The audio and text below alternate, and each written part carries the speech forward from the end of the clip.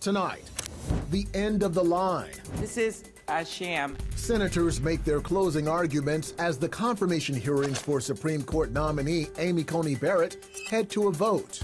So there's nothing out of the norm here in terms of the time we've given this matter. And with 19 days to go, get that out to vote. Tonight's split-screen town halls are set to give the country double vision as the coronavirus pandemic hits home, touching both the Biden campaign and the Trump family, with jobless claims on the rise. Plus, he could be the first millennial saint. Italians celebrate the 15-year-old computer genius who died of leukemia. All this and more tonight on Faith Nation.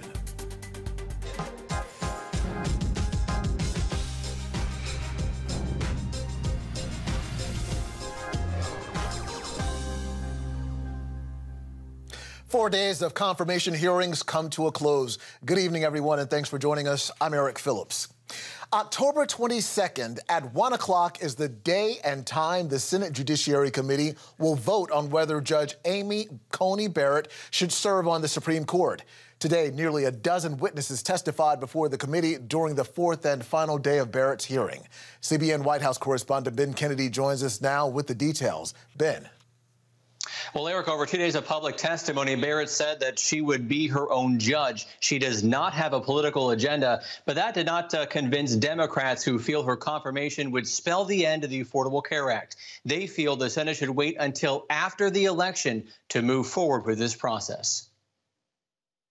I very much hope this does not happen, and there's no need for it, and it's going to create a lot of bad will. This is about peaceful transition to power and the effect that this has on people's lives, the effect it has on their lives when the Affordable Care Act is hanging in the balance, and whether or not people are going to be kicked off of their health insurance for pre-existing conditions. Now, Senator Lindsey Graham said despite those concerns across the aisle, they will move forward with the vote in 7 days. There is no way you'll ever convince me that Amy Coney Barrett is not qualified using any reasonable standards of qualification. If I applied to Justice Sotomayor and Kagan the standards you're being imposed upon every Republican nominee since I've been here, I wouldn't have voted for them. Republicans say they have the votes to push this nomination through. It would also shift a 6-3 conservative majority on the high court if, in fact, she is confirmed on October 22nd. Eric? And, of course, we'll be watching it very closely, Ben. Thank you very much. Here with us now for more on the last day of committee hearings is the Senate. In the Senate is Steve Cortez, a senior advisor for the Trump 2020 campaign. Steve, thanks so much for joining us tonight. You bet. Thanks for having me. Yeah, well, Steve, is there any chance of Republican defectors voting against Judge Barrett's nomination? We heard what Ben just said in terms of what the expectation is with the priority and majority on the court being conservative. Is there any chance, or more conservative than it is there any chance that that won't happen? No, we don't expect to lose any Republican votes. I think it's too bad that it looks like it's going to be a purely party line vote, because it shouldn't be. Judge Barrett is clearly prepared, more than credentialed to be Justice Barrett. And I think Amy Coney Barrett is really a role model for young women all over this country. You know, I have 3 daughters, and I would love for them to become, both personally and professionally, the kind of woman that ACB is. She's going to be a credit to the court. She should be overwhelmingly confirmed. She will be confirmed, but I fear it's going to be just along party lines. Well, Steve, is the Trump campaign confident Judge Barrett's ruling will bring down Obamacare as we know it? I mean, where would that leave millions of Americans who rely on health insurance afforded under that health care law? Well, you know, a couple things here. You know, first, no, there are no preconditions. There's no arrangements or deals, of course, with Judge Barrett. We believe that she will rule on Obamacare and insurance-related cases and any other case using her best judicial wisdom. So how she will vote on those kinds of cases, we frankly don't know. But regarding Obamacare, the president has been very insistent on this, even if it is struck down by courts, that we will make sure by executive order, if necessary, that people with pre-existing conditions will be covered. That has been a foundational principle of this president when it comes to health insurance. He hopes that he can do it in concert with the Congress, but he can do it by executive order if need be. Well, do you think Barrett's confirmation on the court could launch a new chapter of conservative judicial activism? No, and that's the thing. Really, to a large extent, the fact that our opponents on the ideological left are so out of sorts about this new justice in the court, they really shouldn't be, because we don't favor any kind of judicial activism. The judicial branch of government is supposed to be a place of restraint, a place that essentially says no when the other branches are overstepping and disobeying the Constitution. It should not be a place of volitional action. And what I mean by that is they should not be creating policy because they were not intended to constitutionally. And of course, because they're not subject to the will of the people once they are confirmed, it wouldn't be proper for them to be making policy. Instead, they should merely be protecting the Constitution. If you read the words of the founders, by the way, when they wrote about the separation of powers and when they created our Constitution, they really thought that the court, in many ways, would be the least significant. It still matters, of course, but it would be the least potentially dangerous of the three branches of government. What has happened, in fact, though, in the era of judicial activism, is that courts became incredibly abusive and incredibly powerful by effectively legislating from the bench and taking key policy issues out of the hands of regular Americans and the regular legislative process. So President Trump was elected largely for this reason, by the way. The vacancy of the Scalia seat in 2016 was a driving force behind a lot of people getting behind our movement and electing this president. He has more than paid them back with hundreds of judges, good constitutionalist, originalist judges now sitting on the federal bench, and very soon 3 Supreme Court justices. Steve Cortez with the Trump 2020 campaign, thank you very much. Thank you. Well, just 19 days to go until Election Day. Today, an unexpected development and a change of plans in the Biden-Harris campaign. Senior Washington correspondent Tara Mergener is here to explain. Tara.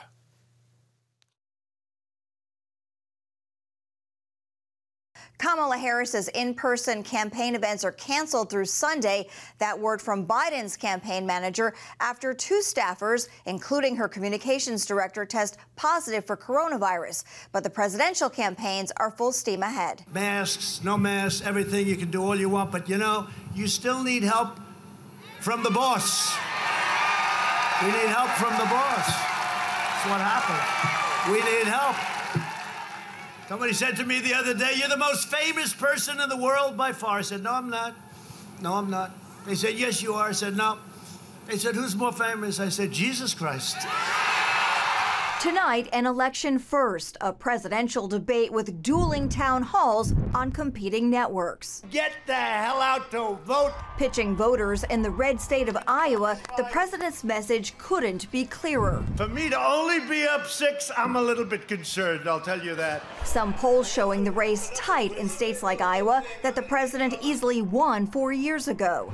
This as early voting records are being shattered across the country. Long lines from Tennessee to Georgia and Texas. First time I'm voting early, but I didn't want to leave it to chance. The town hall comes after the president said he would not participate in a virtual debate with the former VP.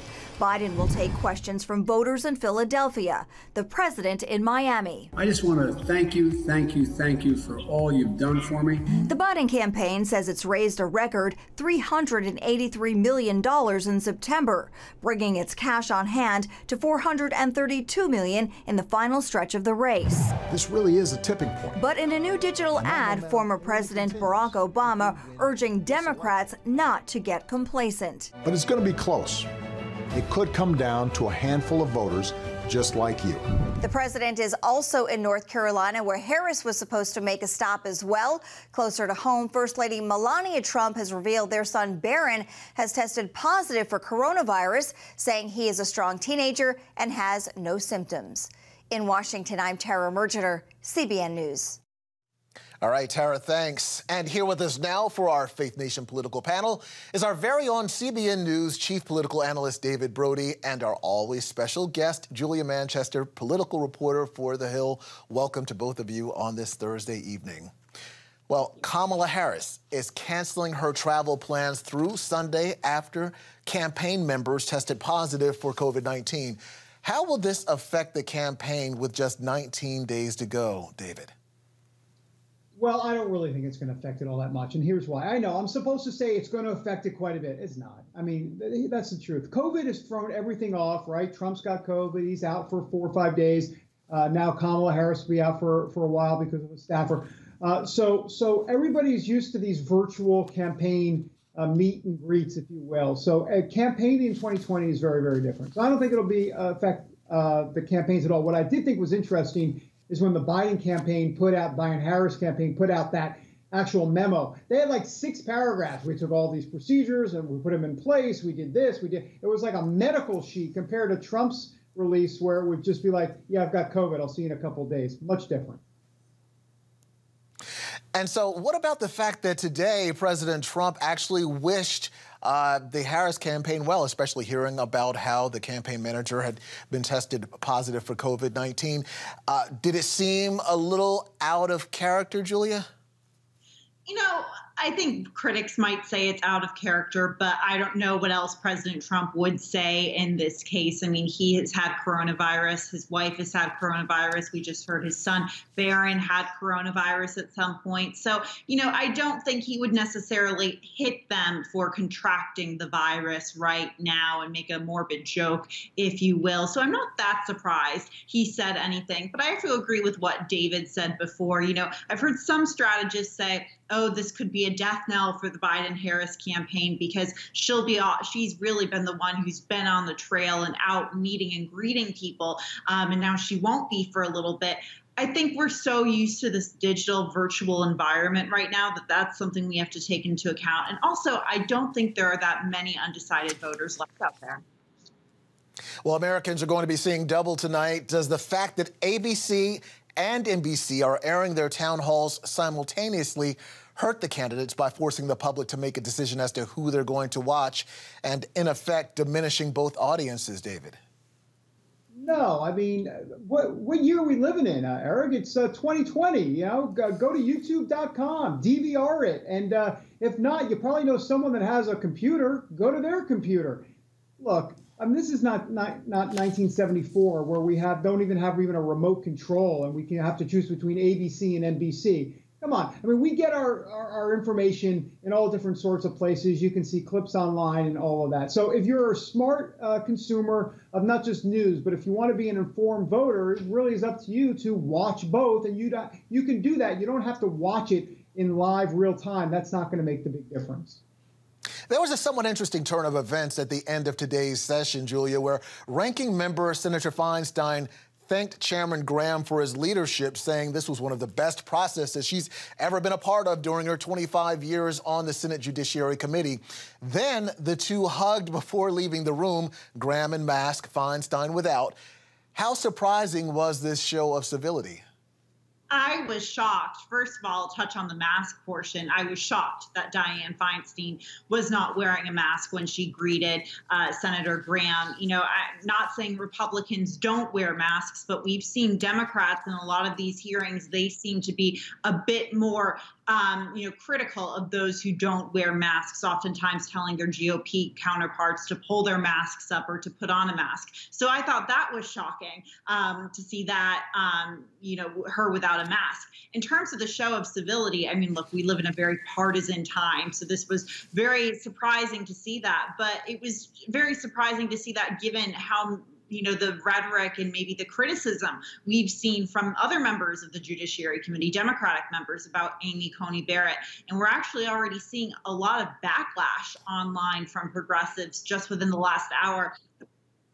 Group, We Demand Justice, called on Dianne Feinstein to step down as a senior Democrat.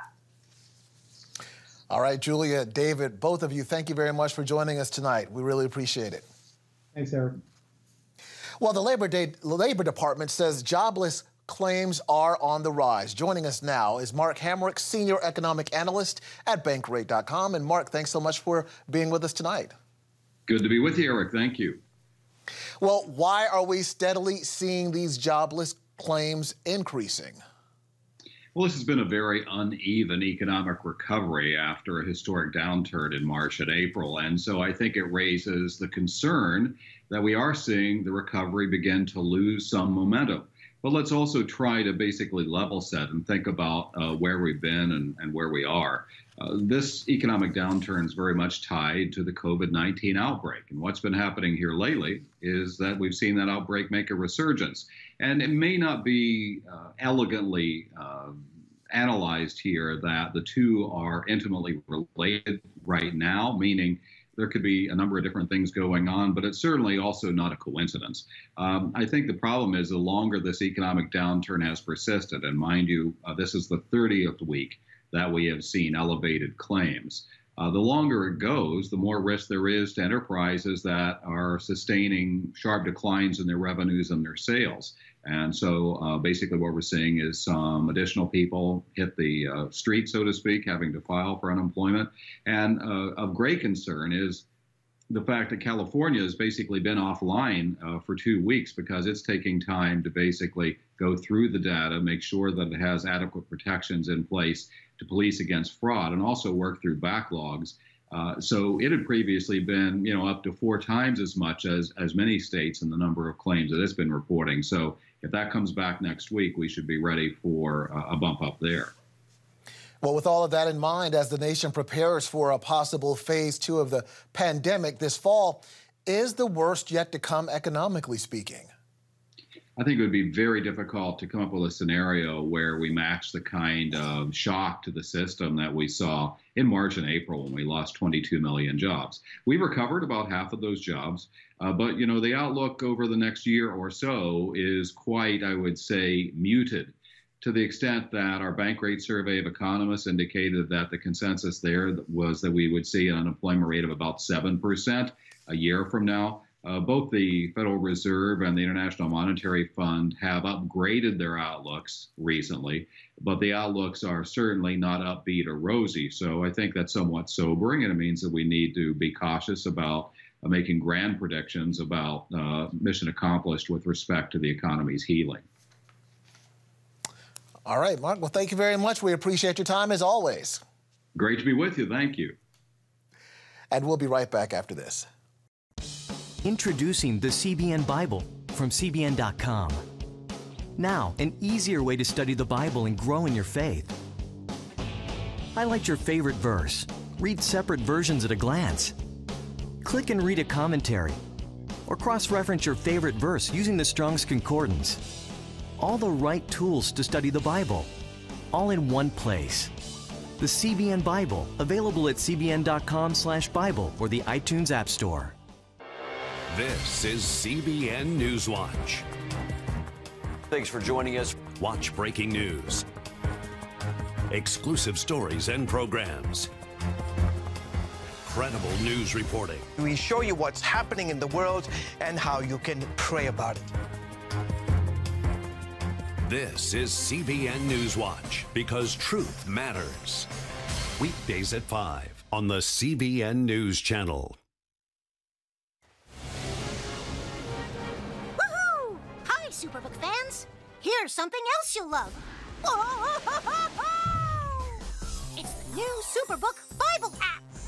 It's packed with games, activities, and Superbook episodes that you can watch for free. Oh, no! There's trivia, a fun daily devotional, and answers to your Bible questions. Plus, an easy-to-understand Bible the whole family will enjoy. You can even create your own Superbook character. Ta-da! Whoa! The Millsburg Falls man coming. Sorry, pardon me. Sorry, excuse me. Ouch! Are you getting this? Earn super points to win daily prizes, too. And so much more! Time to get back to my adventures. See you soon. It's the new Superbook Bible app. Free downloads on iTunes, Google Play, and Amazon.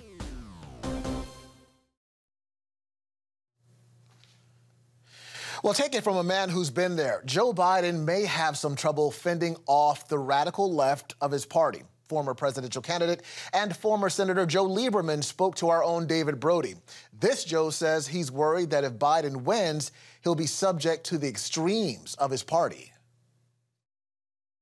I think one of the vulnerable points that President Trump and the Republicans are obviously hitting at is will the left, Bernie, Ocasio-Cortez, Elizabeth Warren, have disproportionate influence in a Biden administration? And it's really important. I think Biden has tried to clarify this, that they would not, that it's, as he said in the debate or somewhere, it's his Democratic Party now. He's right.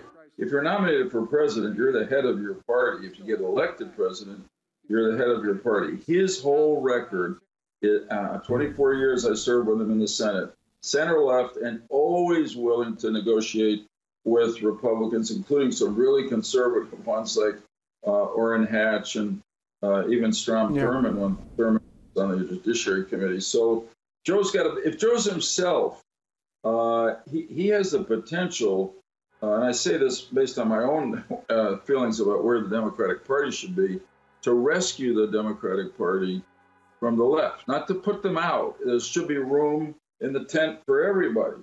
But Biden and the center left should be in charge, because that's where the Democratic Party does best and wins elections, gets things done. But I would think you would be concerned that the AOCs and the Bernie Sanders of the world, really the AOCs, that next generation, could be looking to a Biden presidency to implement some of that agenda for sure. I am. And some of this stuff, like the Green New Deal, I'm a big environmentalist. I've been fighting climate change since the late 80s, early 90s. But the Green New Deal is not just a climate change bill. It's like a massive reorganization of American economy, American government. It would break the federal budget. It would change our economy, probably send us into a depression. So I'm counting on Biden, if he wins, to stop this kind of excessive left movement in the Democratic Party, and I believe he will. When I came to Regent University, it's like the world opened up. I felt like I needed to advance my career and go back to school. Regent was a perfect fit for me. The Regent professors are world class. You are equipped. The focus of the faculty is on each individual student, whether it's online or in person. You become a part of Regent's family. You carry with you not just the content and the knowledge, but the confidence to understand that we can be significant in the world. Regent University. Follow your path. Nigerian Christians in Iran are routinely arrested. Nepali Christians continue to suffer. In times of trial and affliction, you need to know the truth. One of the fastest growing Christian populations in the world. Join Wendy Griffith and George Thomas for Christian World News. Young people are the ones who are open to the gospel. Powerful stories of suffering and hope that affect all Christians. Watch Christian World News, Saturday at 5 p.m. Get Protect Your Sleep and discover how to improve the quality of your life. A free DVD or booklet from the Christian Broadcasting Network. If you're not a great sleeper, you can do things to make yourself a great sleeper. If you're already a pretty good sleeper, you can enhance your sleep and be even better. 5 leading experts help remove the obstacles between you and restorative sleep. When you don't get a restful night's sleep, you wake up with an accumulation of stress. Call 1-800-700-7000 or go to CBN.com to get your free DVD or booklet today. Everything you do better with a good night's sleep. You'll discover how food affects your sleep, how to put insomnia to rest, explore effective remedies for sleep apnea, and much more in Protect Your Sleep. Wake up to your best life and get Protect Your Sleep today. Call 1-800-700-7000 or go to CBN.com to get your free DVD or booklet. Some are already hooping it up that Judge Barrett is about to become Justice Barrett. But as Paul Strand reports, others are warning to watch out. Conservative women are beginning to celebrate what looks to be Amy Coney Barrett's almost certain confirmation. There's a seat at the table for conservative women that honestly has been denied to us before. We are an underrepresented group in politics, in government, and certainly on the Supreme Court. Penny Nance suspects Barrett will quickly become a role model for conservative-leaning young ladies. She is the person that they will be looking to. And what's so beautiful about that is she's refused to buy into the old stereotype that you have to choose somehow between having a loving family, having even a large family, and having a career. She's doing both beautifully, and we're just very honored to watch this unfold in front of us, this moment in history. But Professor John Shue is flashing caution lights. If you think back to Justice Thomas and his confirmation hearing and Justice Kavanaugh, fast forwarding, they went through their actual hearings just fine. They got through their questioning just fine. It's after the formal hearings were concluded, when the surprise, the bombs were dropped, the false accusations, that all happened after the hearings were concluded. And Shue's sorry Barrett and her family have had to go through what she herself called an excruciating confirmation process. I really empathize with her, and I empathize with her family, and I admire them for sitting through just endless hours of pain. Paul Strand, CBN News, Washington. Christians around the world are standing with the Israelis. But why? In CBN's free magazine, Friends of Israel, you'll discover why Christians are supporting the Jewish state, how Israel is fulfilling prophecy as a light to the nations, and ways you can pray for the people of Israel. Israel needs the support of friends like you. Call now or go to cbn.com to get your free copy of Friends of Israel. Heavenly Father, we do thank you for the work of your Spirit, Lord God, with this movement of getting the Bible, yes, Lord, into public schools.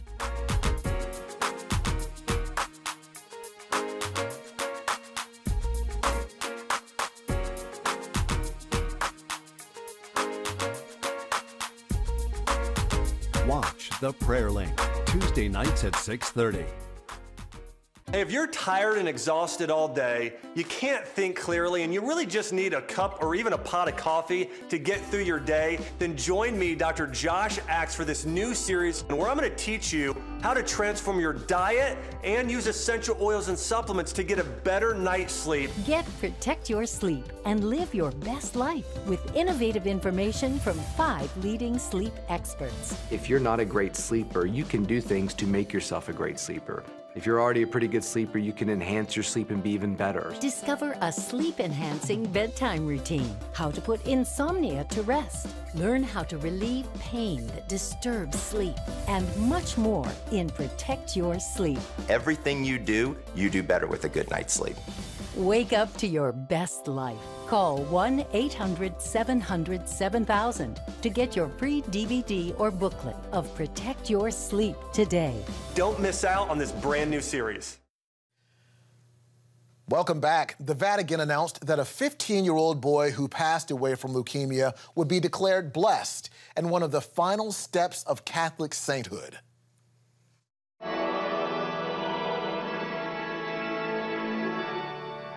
Carlo Acutis, who created a website that documented miracles, was beatified in a formal procession and ceremony on Saturday in Assisi, Italy.